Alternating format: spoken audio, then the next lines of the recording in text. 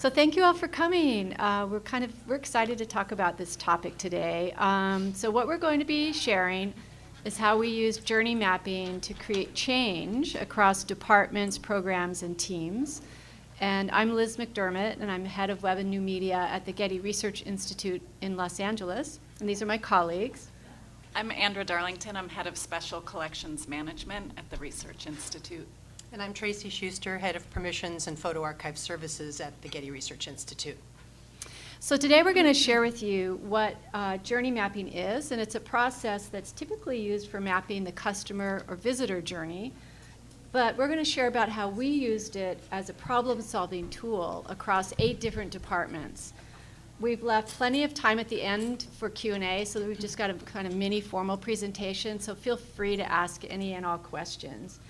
We're not going to be tweeting ourselves during the session. I'm not that agile to do that. But my Twitter handle is on the slide if anybody feels like commenting. So first, just a little bit of background. The Getty Research Institute, where we all work, is one of the 4 programs of the J. Paul Getty Trust. Most of you are probably familiar with the Getty Museum. That's the most well-known program. Or maybe you might know of us from the infamous Getty Fire last week, which we all survived, so we're happy to be here today. The Getty is visited by about 1.8 million people a year, and it's the largest philanthropic organization in the world that's dedicated to the visual arts. So we're located in that building in the far back there, and here's a little better view of where we work, and there's about 250 of us at the Research Institute. So we do have the largest art library in the world. For example, if you laid our special collections end to end, they're more than 7 miles long right now. We have millions of objects, rare objects, and they date from the 15th century to the present day. And then we host scholars from all over the world to conduct research on our campus, and we put on exhibitions, and we publish books, and we also host public events. So our website shares about all of this and also provides free access to 11 research databases, digitized books, and rare objects. So we also produce online exhibitions, like our most recent one there on the upper left about the Bauhaus, and then interactive digital projects such as the one on the upper right that allows a user to select from costumes and music and choreography to create a 3D customized performance of what was called the Triadic Ballet. And then in-gallery mobile tours like the one on the lower right that's in Spanish and English and was created for the Metropolis in Latin America exhibition. Okay, so our challenge. So like most of our organizations these days, especially nonprofits like us, we're really struggling to get caught up with the digital 21st century. So at the Getty Research Institute, we have some departments that still completely operate with paper files, some of us that are 100% in the cloud, and then some of us that are a combination of both. So our deputy director asked us to think about how we might improve all of this and work together to bring our entire institute up to speed. So not an easy task. We wanted to share this with you. This is an example of one of our org charts. We have a lot of departments. It's very complicated. And this one is from FY 2018. And it's expanded and changed since then and will continue to change with our new director, Mary Miller. So some departments that you see on here, like Library Technical Services, they've been in existence for more than 20 years. But then we have other departments like Digital Humanities that are only a few years old. So I was asked to chair a group comprised of heads of departments from the org chart that you just saw. Because in one way or another, digital touches on and affects all of us and every department. So we formed the Digital Working Group. The DWG, as we call it, is a leadership group with members bringing areas of subject expertise that include digital humanities, research services, systems, metadata, digital services, rights and copyright, web and social media, curatorial and collection management. We all have really different skills and we bring different perspectives, which strengthens the group but also presents challenges. The DWG submits recommendations to a digital steering committee that can authorize funding as needed. It was very much a cross-disciplinary group with as I said, representatives from all across the organization, and all three of us were part of that group. Our first step was to create a mission and vision statement that you see here. And we kept talking and talking and talking some more about how to realize this kind of digital vision. But as we talked and talked and talked and tried to think about where to start with all of the various challenges, it started to feel like this. Trying to just talk about it and figure out what to do and where to start was a bit like trying to untangle a pile of yarn. Many of us didn't know about the complexities of the various departments and how some departments had evolved processes based on staff cutbacks going back to 2008. And then other departments had workflows that evolved out of necessity or as workarounds that had over time become the standard way of doing things. And a lot of our departments had developed policies and workflows that might work within the department, but we weren't aware of how they were affecting the other departments.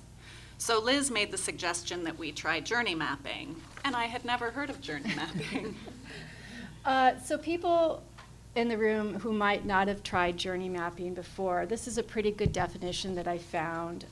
It's a process for creating, at its most basic, it's just a process for creating an infographic that documents and allows the analysis of each step of a complex process.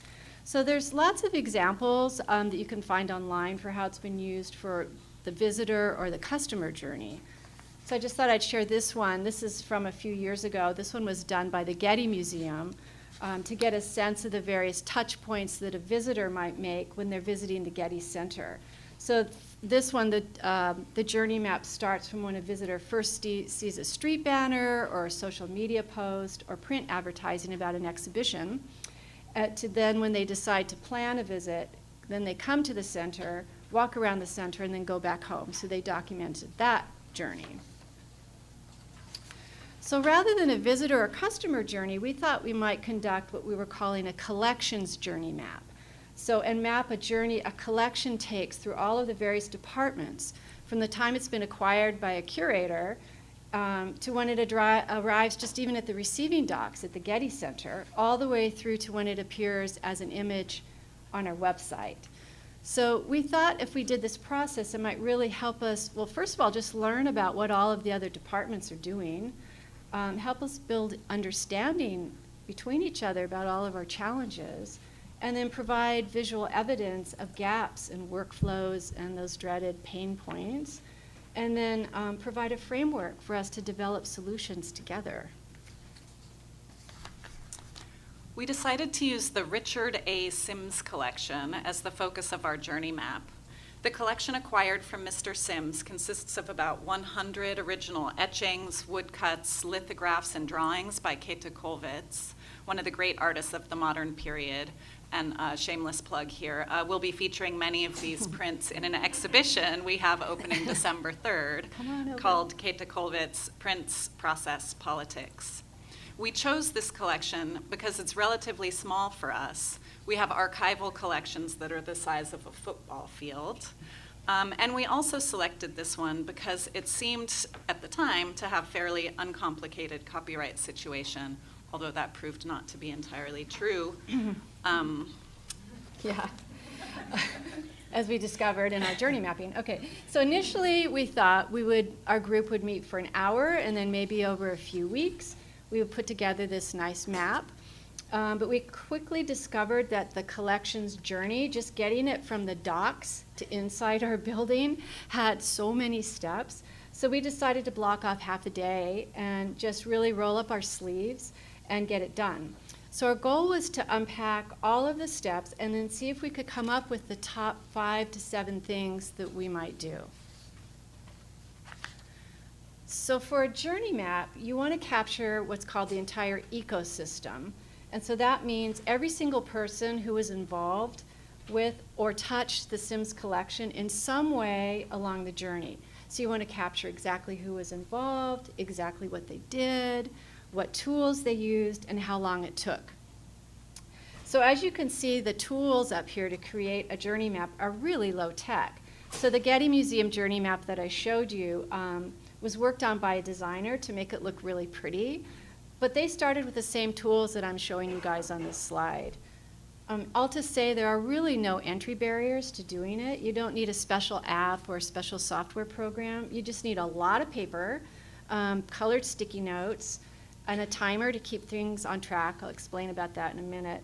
And then just some willing participants. So this is an example of the very beginning of our journey map. On our map, as you can see here, we also drew a line. And so everything above the line is the timeline and the location. And then below the line were all of the activities and the departments and the tools that were taking place at a given location. And I know it's a little bit hard to see all the things on here, so Andrew's going to just walk us through like the first couple of columns. You can see the kinds of things that we captured. So the first column, if it indicates that this process started at the docks where we art shippers arrived with the collection. Someone from Getty Logistics called the registrars who met the shippers at the dock and escorted them to a GRI vault with the collection. All fairly straightforward. Once the collection was safely in a vault, the registrar notified Mr. Sims, from whom we acquired the collection, and the curator via email. The registrar assigned a number to the collection and entered basic information in TMS, our collection management system for acquisitions. All of that happened in about 1 hour, so that's the first column. The second column happened in over about 2 weeks when the curator checked the material in, literally going through piece by piece to make sure that we received everything we were supposed to receive. Then the registrar finalized the loan agreement, and at this point, the collection is still only on loan to the GRI while the acquisition is being proposed and approved by our Board of Trustees. I could go on, but I'll stop there because you don't have half a day for this process. So as the facilitator, when I was helping to conduct this whole journey mapping process and working with the group, it was just basically my job to keep asking questions. So where's the collection now? At the dock, okay, so then you fill out the sticky note and you place it above the line because that was its location. All right, well, how long was it there? And as you can see, there was a point on here, I don't know if you can see that, where it spent months with curatorial. So some of these steps, like she was saying, was an hour, some a week, and some many, many months. So what was really great about the process is that everyone participated, and then we all learned a lot about what's happening in our respective departments. I mean, I know for me personally in my department, I see everyone's really busy, but I'm not exactly entirely sure what everybody's doing. I mean, I had no idea that the curators spend literally months in one of our vaults just with a single collection, for example. That was new for me. All right, so the other key part of this journey mapping process is you really also want to document how everyone felt about every single aspect of the journey. So that means how we felt about the departments that we work with, the tools that we're using, and the actual steps that we're taking. So as you can see by these little colored dots here, green meant that we're happy with this, we were happy with it. Yellow, we were neutral, and red is we really hated it. So our next step as a group was to place a colored dot on every single process of the journey map. I don't know if you could see from there, but as you can see, we had a lot of red dots. And there's one sticky note in which the work process was really so unpleasant for us, and that's filling out a paper form to get the digitization process going, so we're still kind of there. We put 2 red dots on that one for emphasis. So with our journey map, we got our collection from the docks to the point of getting a digitized image up and on the web and to the press. That's great, but this journey map actually didn't get close to documenting how this collection would pass through the research projects department or to getting an exhibition up and in the galleries or one of our books published. But the map was already so long just getting it to that stage, and we had so many processes that we were able to document on this kind of handmade infographic, and we had so many red dots that we thought, okay, let's just stop. So then let's do a little analysis before we get totally overwhelmed and depressed. So we broke off into teams of 3, 3 people on each team. And then each group was assigned to one specific section of the journey map. And their job was to kind of look at all of those red dots and conduct an analysis, basically looking at all those pain points, and then write a high-level summary of the problem. These are a few examples here. For example, collections that bypass normal workflow. That was definitely a pain point for us. So each group was given 10 minutes to complete the exercise, and that's where that timer I showed you early comes in really handy. So the idea behind setting a really limited amount of time is it doesn't give people too much time to stop and word parse everything. It's just enough time to get to the point and really capture the big ideas. Okay, so then each team took their findings and they mapped them to a high-low grid. And a high-low grid is where you look at things that are are there anything that's maybe high priority but maybe a low level of effort? So you put it in that square. Or were there any that were high priority and difficult but maybe they're so important that they're really worth pursuing now? So that's when you bring out the timer again, and each team had 10 minutes to sort those findings onto a grid. And then the purpose of this exercise was to get a very quick visual of where we might want to put all of our efforts. Okay, so the first thing you might notice, as you can see from this, is pretty much everything was deemed high priority and almost everything was deemed really difficult. And then for that team in the middle there, you can see there the line, they moved it down because they had so many difficult things to capture it. So, yeah, so what was really illuminating actually for all of us working together to do this is that we could look at it together and go, okay, we're not crazy. All of this is really difficult and really complicated to try to solve. We could then make sure that we're really not operating under any kind of false assumptions about anything, about how easy any of this is. We have the visual evidence that we've all put together. And then each team, okay, then so after we did that, each team then presented their high-low grid to our larger group. And then the group kind of voted on and we selected the top 3 issues from each of those grids. And so what was really useful about doing that exercise is it really gave us that big picture overview, and we could just drill it down into here's quantifiable projects, and here's things we can do right now to create and make some, positive change. So here they are. This is the end of our hand. We wrote them out by hand, and here they are typed up neatly. So then what we did is for each of these issues that we drilled down to, we created subgroups with each of them having a chair. And so the people in our working group that we already had who could lend helpful expertise would join one of these subgroups. And then in some instances, we brought in people that were from outside of our working group who could help us out. For some of these, the chairs thought it would be pretty straightforward to figure out, but it hasn't always actually been the case. And we're going to talk about that a little bit. But in other instances, a chair who's actually in the room here was moved to another division at the trust, so she no longer works at the Research Institute, so we had to regroup a little bit. But for many of these, we're still chipping away. So for example, I'm going to turn it over to Tracy, who was chairing one of these, and she's going to share a little bit about the work they did. So I chaired the image rights subgroup, and based on the journey map for our section, we identified a number of copyright issues that blocked the GRI's ability to quickly produce digital files from newly acquired special collections materials. Often these files are needed for time-critical uses such as press releases and other promotional and internal purposes. So once we prioritized the issues in our group, we discussed possible solutions that we then brought back to the full digital working group for further conversation and recommendations.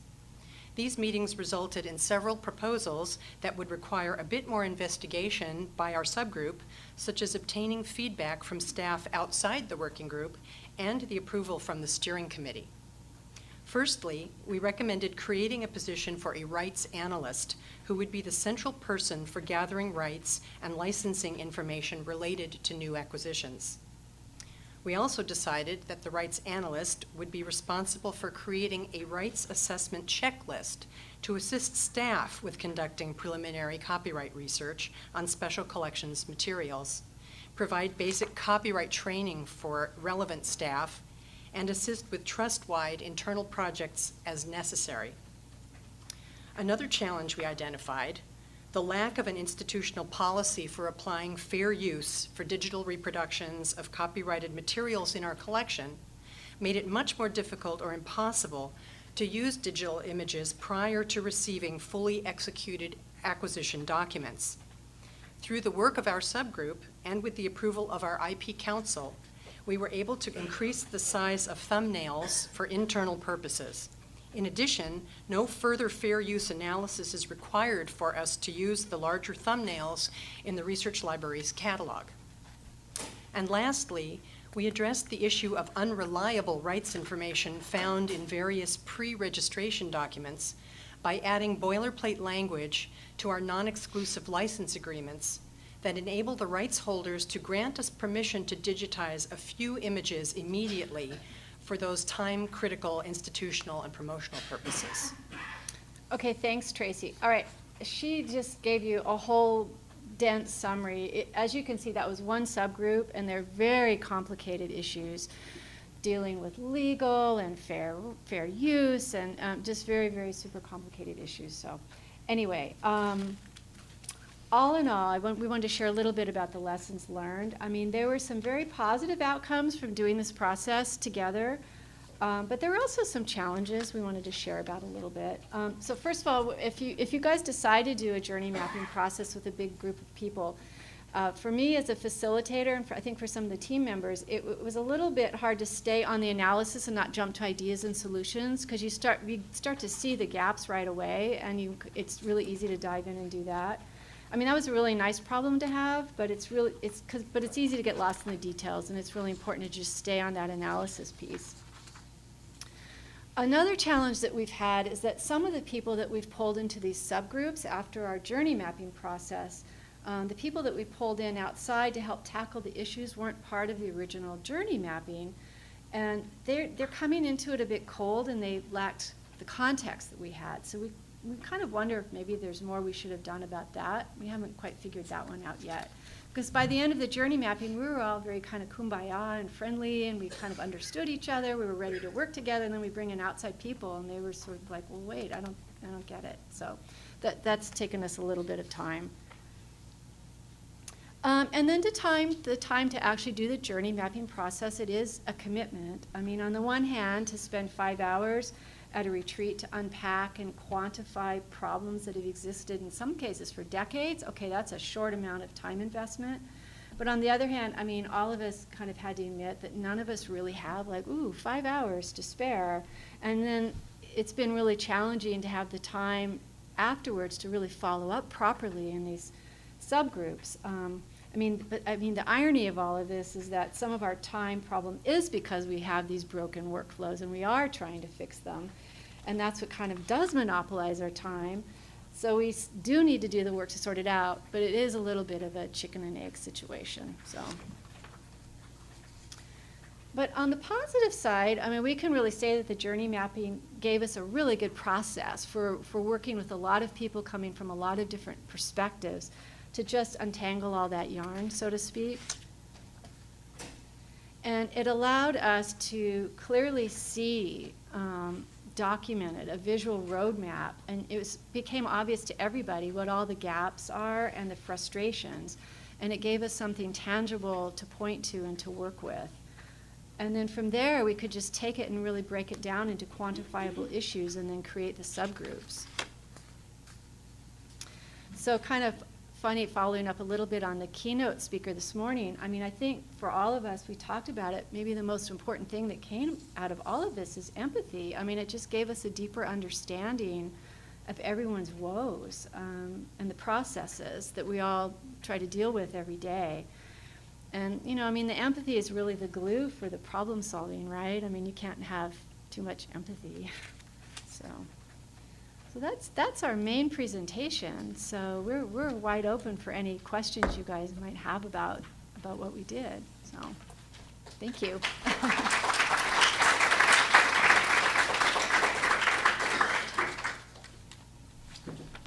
Yeah. So you undertook this with this one collection, and how how scalable is this to other workflows? Like, what you learned here, how were you able to apply it more broadly Yeah. in So life? that's a great question. So I don't know if everyone could hear. He asked, how could were we able to take what we came up with in this one collection and apply it more broadly? And you guys can answer too, but the short answer is yes, because the reason we chose this one collection is we figured the problems that are kind of embedded in that collection are kind of endemic to everything we have. And so a lot of the solutions we're working on are applicable for everything that we're working on. For instance, the deciding or proposing to hire a rights analyst, which came out of the image rights subgroup, we actually did that. So we Yeah. have a rights analyst, and the rights analyst then spins off into projects that go well beyond the Sims collection. And in fact, we used the journey mapping process, just she and I, working together on a smaller journey map having to do with handling access requests for unreformatted audiovisual material. So we already, just the two of us, the new staff person coming in, myself, used the journey mapping for a much smaller workflow that needed a lot of help, so. Yeah, the idea was very much that these solutions would be applicable to all Yeah. acquisitions, or most. Yeah. Is there like a centralized way that you, like, once you identified a problem and then had a plan for how you wanted it to change, was there a centralized place that you like documented that process change so that it could be referenced by other, like, people throughout the organization so they would be all on the same page? The chair of each subgroup produced documentation that's all maintained in Confluence, where we have a space for the group. And then we reported on each one to the steering committee as well. Mm-hmm. Yeah.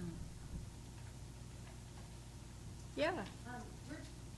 We're from Chicago, Shedford, in Chicago. We're doing kind of a little bit of a similar process. It's like the Fix What Bugs You program. And so we just said anyone and That's everyone good. all over the aquarium just send in like what is getting on your nerves. Yep. And they filtered out, and of course it's things like the registration process, the contracts, purchasing, these big buckets. And so now there are these teams that are going through and that are addressing them. One of my concerns is a little bit like I'm on the team that's reimagining how we might do event planning, and when we're talking through it, thinking about processes that exist in other places and working around those processes, or and thinking about how if you have all of those different issues that you're trying to solve, how making a change in one area might make the change you figured out in another area no longer make sense. So I'm just curious about how you were, really able to incorporate just the breadth of processes that were probably impacting teams that were impacted by even small changes.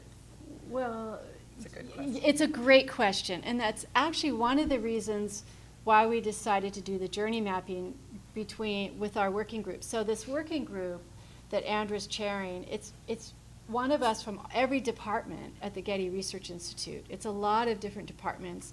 And exactly to your point, I'm off doing one whole thing, and I'm not realizing, whoa, it might be having a terrible impact on these guys for a variety of different reasons. So that's a good reason to actually, instead of just sending in one off, like you're talking about the bug complaints, it was good to just kind of all sit together so you can actually document it as a group, and then it becomes really clear where things are impacting other departments. And then once we formed the subgroups, a lot of them had overlapping membership for Yeah. that reason. So Yeah. there would be someone in one group who would be able to say, oh, that kind of conflicts with what we're doing, or let's put this on hold until they figure that thing out, and then we can move forward at that point. So there's one subgroup, for instance, that Liz chairs that kind of depends on us getting a rush imaging workflow in place, which sounds straightforward, but has not proved to be as simple as it sounds. My subgroup's been the biggest fail, I think, I have to say. We're still struggling along. It's been so complicated. But it's because of the dependencies, exactly like you were Yeah. saying. The dependencies, and I think also too, when I was talking about one of the challenges, we have a few people that came to the group that weren't part of the journey mapping process, and I think maybe that's been there's been a little bit of resistance just because of the lack of the empathy and really understanding at a deep level how all of these decisions you're making really impact like 20, 30 people down the road, so. And like Liz's group was one, what Liz does actually relies on this time-critical need for digital images from things that we may not even fully own yet. So that was one of the issues we identified in the image subgroup, was to figure out a way to be able to get her digital images much more quickly, maybe even before a lot of the formal paperwork was done. And that's what, so we came up with some ideas almost specifically to help her and her staff do what they need to do. Yeah. How often did you sort of present your train of thought to the different stakeholders? Or do you feel that it sort of sounds like all the different departments were represented in one way or another? But if there was ever a subgroup who was working on a process that impacted a team that didn't have representation, how often or to what extent did you try to get their buy-in for the new plan? When we first got the subgroups up and running, we did pretty much quarterly updates of the different subgroups. The digital working group that these subgroups are part of meets weekly, except this week because we're here. We're all here. Yeah. The digital working group, I thought you said that it was sort of, its genesis came from an executive of the museum that said, let's come together and try to work through some of these things. Do you have any advice for if you are not an executive in your museum that you see a need for such collaboration? Well, okay, yeah, so this is our deputy director at the Research Institute, yeah. So it was very helpful that he saw that. You know, the challenging part, even for someone like him who's fairly sympathetic to what we're trying to do, it's not the exciting stuff, right? It's not like that shiny new object thing. It's the stuff that's the day-to-day grind that makes our jobs really difficult to do.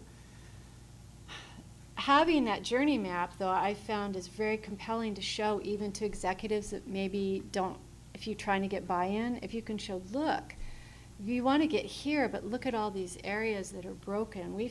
I've found that really useful because it's kind of providing like a visual and empirical data from our own staff about what's happening or not happening.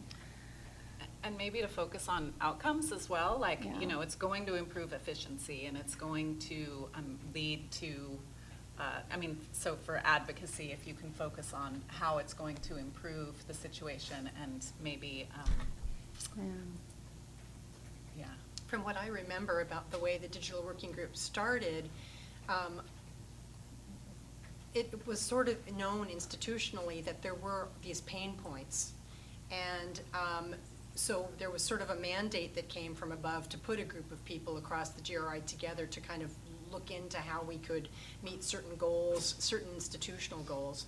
But I don't think that one necessarily has to start that way. One could start by just, you know, supervisors or whomever identifying people who could get together in a group and start such a thing as a journey map, and then have that to actually present to senior staff to say, hey, this is why we can't get done what you need us to get done. Perhaps we need some sort of a charter or you know, some assistance from you to make these things happen, because so much of it is about awareness. And we didn't sort of come up with the idea of the digital working group out of thin air. It's that all of these problems had been presented in one disguise or one form or another to senior staff for a long time. And it took a long time to kind of gel and become a mandate, but you wouldn't necessarily have to wait for that. Good question. Who makes up the steering committee? Is that executive leadership? Yeah, yeah. The director, deputy director, and 3 associate directors. Is that the whole leadership or just the certain? That's for the Research Institute. Oh, for the research. Yeah. For our Gotcha, program, gotcha, yeah. gotcha. Okay. Yeah. Hi. So exposing the pain points from one department to other departments is fantastic, and building all this empathy, and then we sort of it makes sense to bring other people on to the working groups who haven't had that experience. So how do you plan to continue the empathy and sort of spread it? That's a great question. Deborah works with me. I'm going to pick it. I don't know. Actually, You know, I'm I happy would to love- open that up. Yeah, if I would people love. have I would love to hear ideas. ideas because we found it was so successful, and it would be great to open that up and just have it be part of our normal working day instead of some special thing that we're understanding each other and what our problems are. I mean, I'd be curious if you guys have thoughts on that. It's odd that we have to sort of formalize it into, now we're going to sit down and understand each other, and that we have this tool to help us do. That kind of seems to be where we're all at right now, and the tool did help, but it's true, it's still somewhat a formalized tool to sit down and be able to do that together. Yeah, no, and ideas, any ideas too, you know? Curious what it was like. So when you're exposing all the pain points from one department to the other, Yeah. and then you're writing out all the Post-its and you're voting on things. Yeah. What was it like seeing the various departments? I don't, suddenly, I maybe you did or didn't, but kind of abandoning your own pain points and realizing perhaps that the pain points from another department were equal or even more important to you than you hadn't realized before. That seems like. Oh yeah, we're all nodding vigorously, yes. So the thing that's great about it is it takes all that away. Because of course, everybody walked in the room with their own sets of ideas and prejudices maybe, and issues. But then once we're tasked with just focusing on these, mapping everything out, it just right away becomes so obvious that we're all sharing in exactly the same situation. And then that all just melted away in like 10 minutes, whether it was a curator or a reference librarian And there or was content no person. finger pointing. I think this is something we were talking about just in preparation. Because you're just going through the kind of the factual steps of your workflow, it was easy to recognize that everybody has challenges. And I think in our other attempts to do something similar, that kind of workflow analysis, it often ended up with finger pointing, which is so unproductive. And so this was a great way, I think, of just kind of conveying the idea that we all have challenges and we might need to address your challenge before we can get to mine, or vice versa. That's the empathy thing. Yeah, I mean, I started out like, why is it so hard? We work at this huge place. Why is it so hard for me and my team just to get one image that we need that's been digitized? Because the New York Times is calling. We should have something we can send to them. But then I find out, well, wow, I think it's changed since then, but the process of digitization where objects set on a countertop that people would just sit there and then they'd swap them around. And I was pretty shocked by that. And then it's like, oh, a paper form is filled out in triplicate. It's like, wow, no wonder it's so hard for you guys. Okay.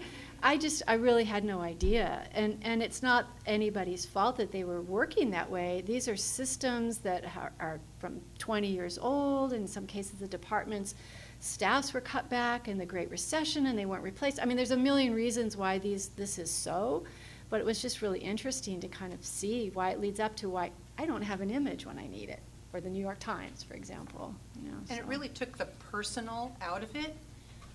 It kind of, we don't like to maybe talk about this so much, but it really intellectualized things that had become very emotional for people. And so with a process like this, it just took the emotion out of the room. It leveled the playing field, because everybody could see that everyone has issues, problems, challenges, and if we could just identify that a lot of them overlapped and work on each other's, even if Liz's, we said priority one, but Liz's we can't address unless we address some copyright policy or something, we knew that we all had the same goal. So at that point, everybody was moving in the same direction, and it also took it out of the mode of the hallway conversation, which happens so much in large organizations, where you run into your colleagues in the hallway and they're complaining about something that's not working, and you're like, yeah, I know, there's this and there's that, and nothing happens. It just stops there, and everybody goes back to their offices, and nothing happens. So bringing that all to a place where we could all put it out on the table, show our cards, as it were, was really, really useful, and I think made everybody feel a lot better, because we were really doing something proactive as a group. And to your question earlier too, it's also all the dependencies. So for me, I just need an image. Okay, well, they might fix one thing, maybe they take it off the countertop and put it in a more organized way, but it still doesn't deal with, then it goes over to a paper form, and there's 40 different things that have to happen. And if one is fixed and the other 39 aren't, it's still not going to work. So everybody's just still feeling kind of frustrated, so yeah. By the way, we have a new non-paper form. It's coming. We're going to have a party when that thing's ready anyway. So I think there's first someone at the back had a question. So with all of the various projects, working groups, committees that we're all on in our institutions, have you been able to make any headway to dedicating some time during the actual work week or work day to this kind of internally focused work? That is one of the challenges. It's very challenging. I mean, we talk about that all the time. But that's why we do have a weekly meeting, which seems excessive, but if it wasn't weekly, we tried for a while having it monthly, but then if you cancel it once, it's, you know. Yeah. I will say that, for instance, it may have sounded like just clicking our fingers and hiring a rights analyst was easy. It took a year. Months. That was Oh, a a year. year. It took a year to actually get that Okay. approved Yeah. and get Okay. it filled. You guys know. So, you know, and first it had, I mean, we proposed it, but that doesn't mean that it was going to be accepted and we were going to be able to move forward. And then it went through, the job description alone went through many, many iterations and then, you know, that process. So that took a year right there, but, you know, But on we that had. point, did you have compelling data because you've gone through this process that might have made that more successful? In fact, what we identified as the responsibilities that we would assign to a position like a rights analyst, that some of which you saw on the slide, we incorporated that into the job description. So it was really helpful. We were able to repurpose that and use that as the basis for the job description. And by the time Juhi, who's the rights analyst, finally arrived, I mean, she was like mobbed. I think she still is. She was like the most popular person in our building for a really long time. So, yeah. I'm not sure if I missed it, but did you say how many people were in the digital working group? I know the subgroups are like 2 or 3 people. Oh, yeah. So, but like this digital, the working group. how- The membership has changed a little bit, but it's 12 to 15 people. Yeah, basically somebody from all of our departments showing up. Because So. you have a very large organization, so a lot of Yeah. departments. So Yeah, that's why I lot of wondered how much departments. that A lot of departments. Yeah. You said that group meets weekly? Yeah. How do you structure your meetings to stay productive with that live? We all contribute to the agenda. So on the Confluence page I referenced earlier, I set up a blank agenda at the end of one meeting. But we give regular updates from the subgroups. It's very participatory. I'm the chair, but I made it clear that I don't really have any more time than anyone else. So we all kind of share the burden of planning for and managing the group and ensuring productivity. Yeah. Have you found that you have to like revisit your journey maps as new people join? Like when the rights analysis joined, did you have to sit with that person and be like, okay, this is the journey map we have? Where like, what, you know what I mean? Like when you We like, haven't, but I think we probably should, because that Yeah. would get to the, you know, kind of the empathy issue that we were talking about when new people come on and haven't spent the, you know, several hours kind of going through every detail. So I think maybe if we never our journey map remains on Post-its. We never used software to turn it into a more kind of accessible and visual document that would be easier to share. Yeah. But I think that could help. Yeah. Someone in the back had a question? No, we'll come back to you. Tanya. Oh, hi, Tanya. Hi. I was wondering, has the journey mapping affected your budget planning? Have you kind of redirected your budgets to kind of focus on those pressure points? How does it relate Yes. to finance? Well, we got a position. But otherwise, I think, so we had this restructuring kind of in the middle of it that we mentioned, where a lot of our digital staff all of the Getty's digital staff were kind of centralized in one unit, which is called Getty Digital. And so I think as opposed to funding, it has been more kind of helping us prioritize issues for collaboration with that group and trying to get our concerns to the top of the queue when we are, now that the same people are working on digital issues across the Getty. So I don't know if you want to. Yeah, so for example, that paper form we were talking about, we also got budget, I'm putting scare quotes there, budget in the sense that we were able to enlist the help of a digital project manager who's over in a completely different program, Liz Smith, who's come on to help do that, and she's marshaling her time and energy and has been working with all of us. So yeah, it's been pretty helpful for that. And that's to replace a process that hadn't changed in 20 years. So I view that as a victory for sure. I think, do you have I think you had a question? Just over where the map lives. 'Cause it's In huge. her office. I It's just rolled up. recycled it, too. It's rolled up in Liz's It's, office. it's like this thick, sad, rolled up thing, but, and then screenshots of it as well. Yeah, so anyway. Anyone else? Any more questions? Yeah. Has your organizational archivist asked for your journey map yet? She's in the group. Yeah. So I'm sure she will. I'm sure she will. Yeah. Any more questions? All right. Well, thank you, everybody. Thanks so much for coming.